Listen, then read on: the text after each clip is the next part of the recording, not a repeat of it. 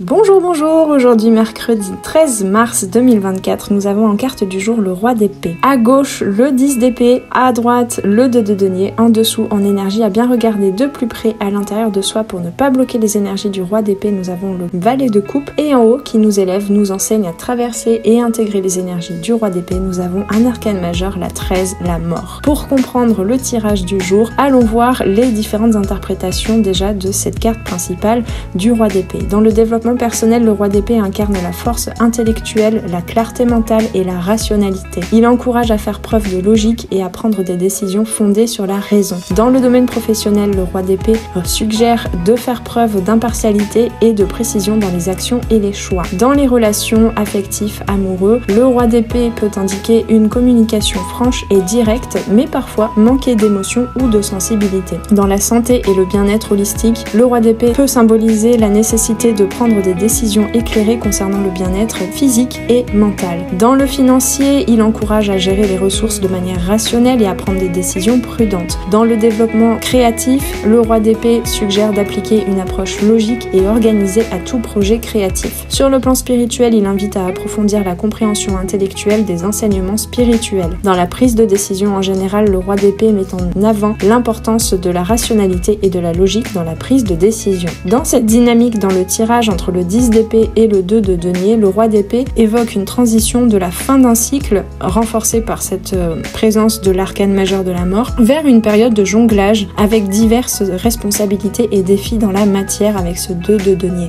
Cela pourrait indiquer une période de réflexion sur les leçons apprises dans le passé et l'adaptation à de nouvelles circonstances changeantes dans le futur. Cela évoque pour moi des changements fondamentaux dans nos structures de pensée, certainement influencés par les énergies de la nouvelle lune dernière de dimanche, qui plus est était en poisson. Et cela nous demande encore un peu de patience avec nous-mêmes pour réaiguiller nos pensées et nos actions dans la matière. Peut-être que ce mercredi, jour de Mercure, sera propice à faire des sessions de brainstorming pour venir bien implanter, clarifier nos pensées et nos actions à venir et nos concrétisations à venir. Prenons le temps d'avancer avec les énergies de la tempérance intégrées hier dans le tirage d'hier pour les matérialiser de façon équilibrée pour nous dans la matière. Nous avions aussi dans la guidance du coup de boost de lundi cette notion d'équilibre, donc on est raccord. Le roi d'épée est associé au dernier tiers du Capricorne et aux 2 premiers tiers du Verseau. Ces signes soulignent l'importance de la rationalité, de l'intellect et de l'objectivité. Cependant, ils peuvent aussi parfois manquer de sensibilité émotionnelle et être trop détachés comme ce roi d'épée. Et sans trop vous spoiler, nous verrons ça de plus près dans le tirage de demain, mes chers amis. Les rois représentent généralement des archétypes réalisés sur la voie du détachement dans les 4 couleurs du tarot. Ils possèdent la connaissance et la maîtrise de leurs symboles respectifs tout en regardant vers le futur. Ils risquent parfois quand même, quand ils sont mal intégrés, de tomber dans la complaisance ou le despotisme s'ils ne parviennent pas à équilibrer leur pouvoir. On en retourne à cette notion d'équilibre. Le valet de coupe en dessous du roi d'épée suggère une nécessité de trouver un équilibre entre la logique et l'émotion. Cela peut indiquer une difficulté à exprimer ses sentiments ou à être réceptive aux émotions des autres et les siennes. Le valet de coupe représente généralement un jeune individu ou une énergie émotionnelle naïve et réceptive, nouvelle. Lorsqu'il apparaît sous le roi d'épée, il met en lumière une nécessité de trouver un équilibre entre la logique et l'émotion, comme mentionné précédemment. Cela peut indiquer une tendance à être trop rationaliste ou fermé aux sentiments, ce qui peut parfois créer des blocages dans les relations ou une difficulté à exprimer ses propres émotions. Le conseil du valet de coupe est de se reconnecter avec ses émotions, d'être plus réceptif aux sentiments des autres et d'adopter une approche plus ouverte et compatissante dans les interactions. Cela peut aussi te parler de tes propres projets, de quelle prochaine action tu as besoin de mener, même si tu ne vois pas encore les résultats de ton projet dans l'ensemble, avec ce 2 de denier. On t'invite encore une fois en cette journée à faire des petites sessions de brainstorming, où tu en es, quels sont tes besoins, etc. Mais surtout en te connectant à tes ressentis et tes émotions avec ce valet de coupe. Cela peut également impliquer de pratiquer la compassion envers soi-même et envers les autres et de cultiver un sentiment de bienveillance envers tout être vivant.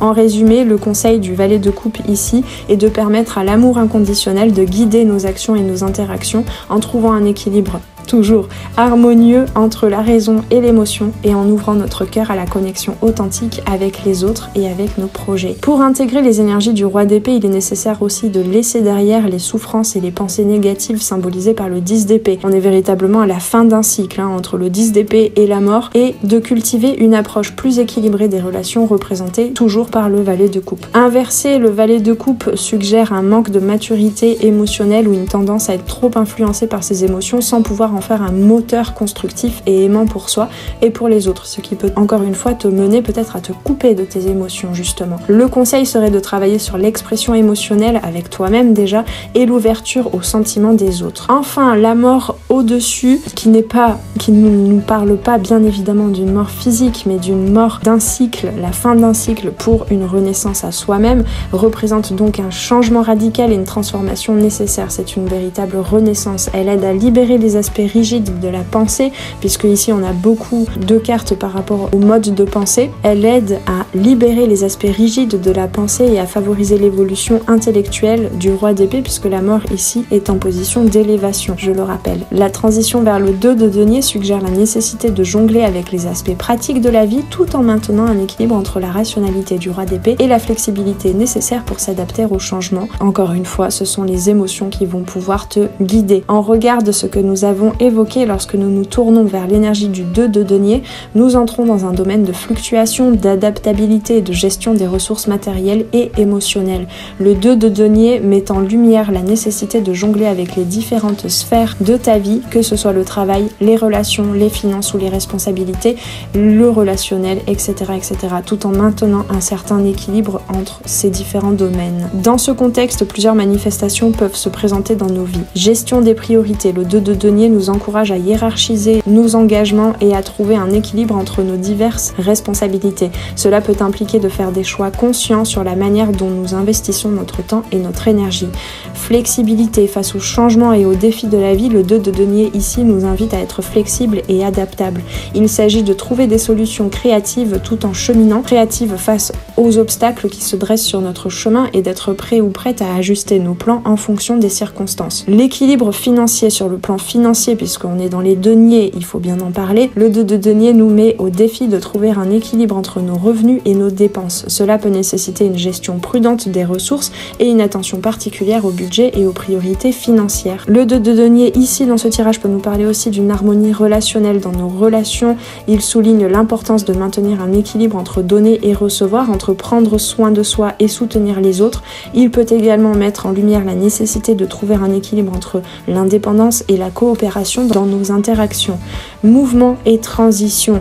Le 2 de denier peut également symboliser une période de transition et de mouvement dans nos vies. Cela peut impliquer des changements d'emploi, de domicile ou de mode de vie qui exigent une gestion habile des différentes sphères de notre existence.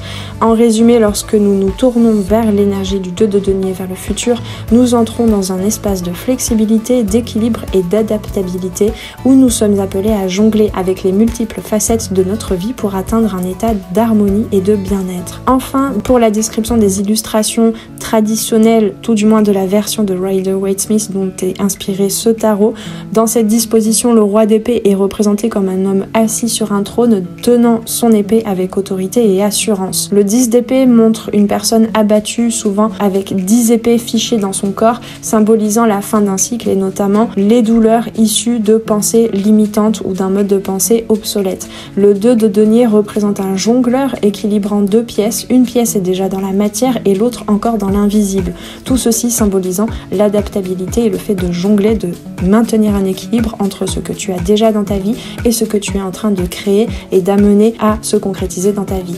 Le valet de coupe est un jeune homme tenant une coupe avec émotion et la mort est une figure squelettique montée sur un cheval blanc symbolisant la transformation. Dans les illustrations du tarot de Marseille traditionnel, qui sont tout à fait différentes de la version de Rider-Waite-Smith, l'arcane sans nom, la mort, est représentée avec une colonne vertébrale en épi de blé.